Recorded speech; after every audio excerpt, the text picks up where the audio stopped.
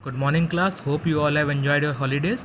Okay, so before starting our today's class, let us quickly revise what we have studied in our previous class. Okay, so in our previous class we have the topic of sublimation. Okay, so we have studied about the sublimation and for what purpose it is used. To separate a mixture of common salt and ammonium chloride. किसके लिए हमने इसको use किया था, किसको separate करने के लिए? To separate a mixture of common salt and ammonium chloride. Okay, so now what are sublimates? These are the compounds which directly converts into the gaseous phase without going into the liquid phase. तो sublimates वो compound होते हैं जो कि directly solid से gaseous phase में convert हो जाते हैं. Okay, वैसे क्या होता है, जैसे कि अगर वाटर को हम लोग लेते हैं तो अगर वाटर आइस के फॉर्म में है, if water is in the form of ice then firstly it melts and comes in the liquid form. Okay, and after that when we used to heat the water then it is used to evaporate. Okay, but it is not so in the case of sublimates. लेकिन sublimate के case में ऐसा नहीं होता है. sublimates directly solid से gas में convert हो जाते हैं और गैस से directly solid में convert हो जाते हैं.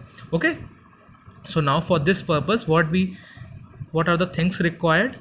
China dish is required, tripod stand is required, glass funnel, cotton and burner. Okay, so this is what our setup looks like. This one is iron stand, China dish, okay, funnel, mixture of NaCl and NH4Cl, okay, and now this one is wire gauze and burner. Okay, so what was the process involved? As soon as we start supplying the heat, the compound present, see this compound NH4Cl used to evaporate. क्या होता है, ये एकदम से इसके fumes निकलना शुरू हो जाते हैं. क्या होना शुरू हो जाता है, एकदम से इसके फ्यूम्स निकलना शुरू हो जाते हैं. ये this one white fumes start coming out from the mixture, और वो वाइट फ्यूम्स किसके होते हैं, NH4Cl के. And as soon as these white fumes strike the cold walls of the funnel, जैसे ही ये white fumes टकराते हैं किससे, cold walls, किसके वॉल से, इस फनल के, ये वहीं पे डिपॉजिट हो जाते हैं. तो in this way NH4Cl is collected in the funnel and the NH4Cl is collected in the funnel and NaCl, that is sodium chloride, is left in the China dish. तो क्या होता है कि जैसे ही हम लोग इसमें हीट सप्लाई करते हैं तो वाइट फ्यूम्स निकलना शुरू हो जाते हैं. वो किसके होते हैं, NH4Cl के, और जैसे ही ये इसके वॉल्स को टकराते हैं ये क्या हो जाते हैं, वहीं पे डिपॉजिट हो जाते हैं और बाउल में क्या रह जाता है, सोडियम क्लोराइड रह जाता है. So this is what the process of sublimation is. Okay, so now yesterday we have written down our observations also. So what were the observations? White fumes or vapors of NH4Cl can be seen coming out of the mixture. Okay, तो क्या देखते हैं हम लोग, white fumes निकलना शुरू हो जाते हैं. These white fumes start depositing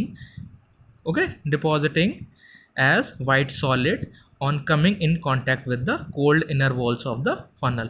जैसे ही ये वॉल्स के कॉन्टैक्ट में आते हैं ये वहाँ पे डिपॉजिट हो जाते हैं. Okay, now we will start our today's class and we will study about the another separation techniques, which is the separation of two miscible liquids. So students, so today's topic is separation of two miscible liquids. Okay, miscible liquids कैसे होते हैं, जो कि आपस में mix हो जाते हैं.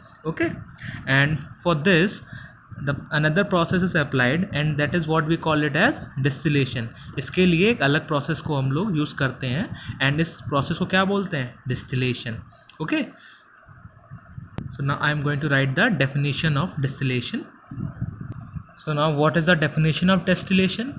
It is used for the separation of the components of the mixture containing two miscible liquids that boil without decomposition and have sufficient difference in their boiling points. Okay, तो ये तो डेफिनेशन है distillation की. इसको अगर हम आसान शब्दों में बोलें तो क्या है कि किसका सेपरेशन है, ये टू मिसिबल लिक्विड्स का सेपरेशन है जो कि डिकम्पोज ना हो. Okay, that is the main point. Okay, decompose ना हो. जैसे कि अगर हम किसी कार्बोनेट को हीट करते हैं तो कार्बोनेट अपनी आइडेंटिटी लूज़ कर देता है और क्या करता है, ऑक्साइड बना देता है with the removal of carbon dioxide. Okay, तो ऐसे लिक्विड्स ना, इस टाइप के लिक्विड्स ना हो जो कि डिकम्पोज हो जाएं. ओके, उनको हीट करने पे वो डिकम्पोज नहीं होने चाहिए. ऐसे मिक्सचर्स को हम लोग इस मेथड से सेपरेट कर सकते हैं. Okay, for this I am going to take one example of acetone and water. So we are going to take the example of acetone and water. And one more thing, most important thing, that they should have sufficient difference in their boiling point. उनके boiling point के बीच में, जैसे दो मिक्सिबल liquids हमने लिए हैं, तो उनके बॉइलिंग पॉइंट में कैसा सफिशिएंट अमाउंट का डिफरेंस होना चाहिए. फॉर एग्जांपल वाटर कितने पे बॉयल करता है? 100 डिग्री सेल्सियस पे. एसीटोन कितने पे बॉयल होना स्टार्ट हो जाता है? 60 डिग्री सेल्सियस पे. तो उनके बीच में कितना गैप है बॉइलिंग पॉइंट्स में? 40 डिग्री सेल्सियस का गैप है. Okay, so this is the most important point, that there should be the sufficient difference in their boiling point. Now I am going to show you the setup. Okay, so students, this is how our setup will look like. Okay, so I hope you all will be able to write it down the apparatus required. Okay, I am going to quickly label them. So what is this? Iron stand.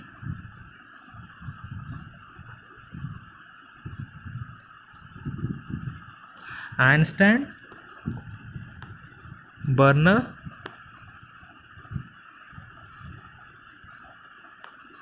and what is this? This one is thermometer.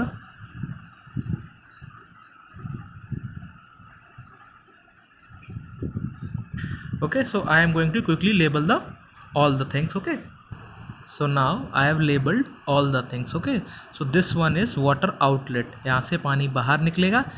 This one is cold water inlet. Okay, यहाँ से पानी को हम cold water को इसमें condenser में पहुँचाते हैं. Okay, and this one is the condenser, so it is filled with water only. Okay, this one is the mixture of acetone and water, and this one is round bottom flask और distillation flask. Okay, distillation flask.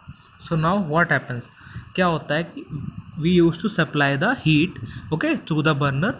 जैसे ही हम लोग burner से heat को supply करना शुरू करते हैं, the acetone and the water used to start boiling, and the boiling point of acetone is less than water. okay, acetone का बॉइलिंग पॉइंट कैसा होता है? वाटर से कम होता है.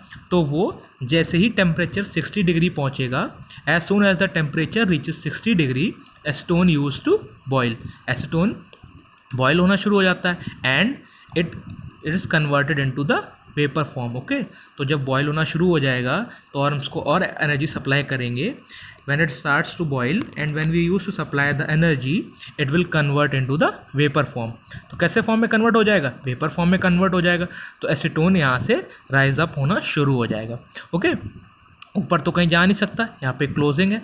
So acetone use to follow this path, the vapours use to follow this path. Okay, so the vapors of acetone used to follow this path and pass through this condenser. किससे पास होते हैं? Condenser से. and this condenser is filled with, किससे भरा होता है? ये cold water से भरा हुआ होता है. so what happens, ये वाटर किस लिए, ये वाटर से क्यों फिल किया जाता है? why it is filled with water, ताकि ये जो वेपर्स आ रहे हैं, these vapors are coming so that the water will take the energy of the vapors. okay, तो जो वेपर्स के पास जो एनर्जी है, हीट एनर्जी है, वाटर उनसे वो एनर्जी ले लेता है, और ये जो वेपर्स आ रहे हैं इनको किस फॉर्म में कन्वर्ट कर देता है? लिक्विड फॉर्म में कन्वर्ट कर देता है, और वो यहाँ पर आके कलेक्ट हो जाते हैं बीकर में. Okay, so acetone use to be collected here only. Okay, once again I am going to repeat the process. क्या होता है कि जब हम इसमें एनर्जी सप्लाई करते हैं, when we use to supply the energy, so both the liquid start to boil. लेकिन बॉइलिंग पॉइंट किसका कम है? बॉइलिंग पॉइंट किसका कम है? एसीटोन का बॉइलिंग पॉइंट 60 डिग्री सेल्सियस है, तो ये पहले बॉयल होना शुरू हो जाएगा. As soon as it start boiling, it will convert into the vapour form. और ये किस में कन्वर्ट हो जाएगा? वेपर फॉर्म में ये कन्वर्ट हो जाएगा. And it will follow, the vapours will follow, they will follow this path. Okay, किस पाथ को फॉलो करेंगे? इस पाथ को फॉलो करेंगे. And this condenser is filled with cold water. Cold water से हमने इसको ऑलरेडी फिल कर रखा है. So what happens, as soon as the vapours reaches here, this cold water used to take the heat energy from the vapors. okay, तो जब vapour से heat energy वो ले, ये कोल्ड वाटर ले लेगा, so what will happen, the temperature of water will rise. Water का temperature तो बढ़ेगा, लेकिन ये किस में कन्वर्ट हो जाएंगे? ये लिक्विड फेज में फिर से कन्वर्ट हो जाएंगे. ओके, तो लिक्विड फेज में कन्वर्ट होके ये यहाँ पर आके कलेक्ट हो जाएंगे, और जो वाटर, जो जिसने वाटर ने हीट लिया था, वो इस आउटलेट के थ्रू बाहर निकल जाएगा. And again we will supply cold water in this condenser. okay, this is how the process of distillation works. So students, hope you all have understood the procedure. Now I am going to write it down the observations as procedure is given in the book only. Okay, so you can take the help of the book also. So now I am going to write it down the observations. Okay, so what will be the observation? We will see when the temperature rises above, जब temperature कितना बढ़ जाता है 60 degree Celsius से बढ़ जाता है तो एसीटोन गेट्स वेपराइज. एसीटोन क्या होना शुरू हो जाता है? वेपराइज होना शुरू हो जाता है and forms vapour in the flask. और फ्लास्क में क्या बनाना शुरू कर देता है? वेपर्स. और when these vapors get condensed in the condenser and can be collected from the condenser outlet. और ये वेपर्स किस में कंडेंस होते हैं? कंडेंसर में. और किस में कलेक्ट हो जाते हैं? कंडेंसर आउटलेट से हम लोग इसे एक बीकर में कलेक्ट कर लेते हैं. Now once again I am going to show you the procedure. जैसे ही हम लोग इसमें हीट सप्लाई करेंगे, when we will supply the heat energy to this mixture as soon as the temperature rises 60 degree, जैसे कि टेम्परेचर बढ़कर 60 degree होता है, acetone use to boil. Acetone क्या होना शुरू हो जाता है? बॉयल होना शुरू हो जाता है. जब ये बॉयल होना शुरू हो जाता है, as soon as it starts boiling, what will happen? It used to form vapors. Okay, and the vapor will follow this path and they will pass through the condenser. They will pass through the condenser and condenser is filled with what? Cold water. Condenser किससे भरा हुआ है? Cold water से. तो जैसे ही vapour से यहाँ से पास होंगे, water will this cold water will take all the heat energy of the vapour and condense them to the liquid form.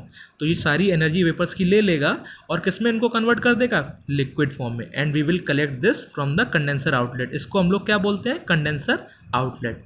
Okay, this one is called as condenser outlet. So hope you all have understood what I have taught you in today's class.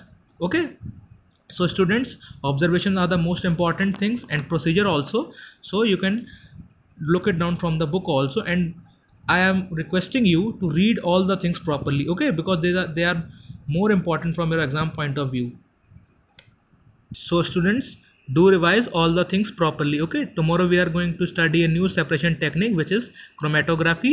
Until then, goodbye students.